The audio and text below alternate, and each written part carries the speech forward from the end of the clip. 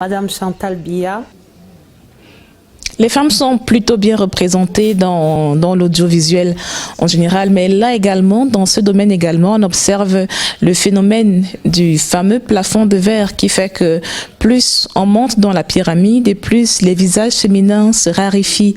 Est-ce qu'il y a des contraintes particulières qui empêcheraient les femmes d'atteindre un certain niveau ou qui seraient des freins dans le secteur audiovisuel? À la CRTV, nous sommes 803 femmes sur les 2150 personnels au total environ. Vous voyez déjà le pourcentage, on espère qu'il va aller en s'accroissant, en augmentant. Le directeur général s'est engagé avec cette notion des Nations Unies, He for She, à continuer à augmenter ses effectifs féminins au sein de l'Office. Vous demandez les contraintes, oui. Et je disais tantôt, vous êtes femme dans la trépidance de votre activité, vous vous sentez parfois freinée par une grossesse. Oui. C'est la féminité, c'est la maternité, c'est notre nature et ça peut, pendant un moment, être ailleurs.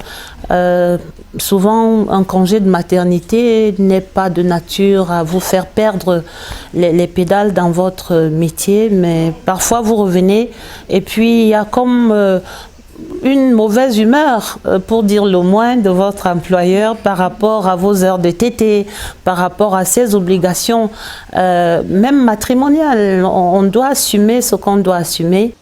En gros, ça revient à dire qu'être femme journaliste ou être femme dans l'audiovisuel en général, c'est quand même sacrifier beaucoup de soi, beaucoup de sa vie privée. Énormément, énormément, Gladys. Je viens de dire faire des heures supplémentaires. Ça veut dire que pendant que d'autres vont dormir, vous allez peut-être rattraper le repassage qui n'a pas été fait dans la journée. Vous allez faire la cuisine qui n'a pas pu être faite, peut-être même pour le lendemain. J'ai 30 ans de ce métier ici à la CRTV depuis janvier 90. Ce que j'ai toujours dit à mes collègues femmes, c'est qu'il n'y a pas de journaliste au féminin.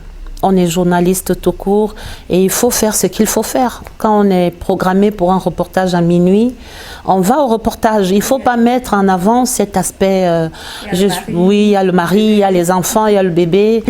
Parce que sinon, ben oui, vous êtes à moitié journaliste. Vous êtes à moitié professionnel. Est-ce que c'est vraiment ça qu'on veut? Pas du tout. Ce n'est pas possible que vous ayez le même agenda que votre collègue masculin. Pas du tout. Vous allez devoir faire ces heures supplémentaires de nuit et être là à 6 heures du matin s'il le faut, avec votre rouge à lèvres bien posé pour sourire aux téléspectateurs. Il n'y a rien à faire, mais c'est ça. Et donc Adèle Bala, 30 ans de métier qui dimanche va participer au boulevard à la marche, à la grande parade du 8 mars.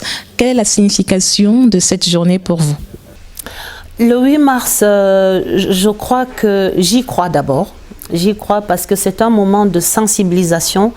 C'est un moment pour dire à nos frères et à nos collègues masculins que nous sommes des êtres humains que le Seigneur a créés, certes selon la Bible, de leur côte, mais nous sommes des êtres humains à part entière.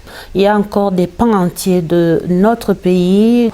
Une certaine catégorie de femmes est considérée comme étant un peu en dessous de l'homme et traitée comme telle.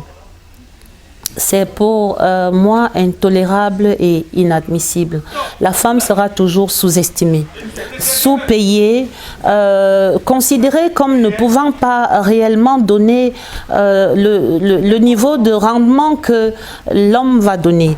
Et mon travail sera toujours regardé avec un certain dédain par rapport à celui que mon collègue masculin donne, j'ai dit, à compétence égale, au même poste de travail. Et ça aussi, c'est intolérable, c'est inadmissible.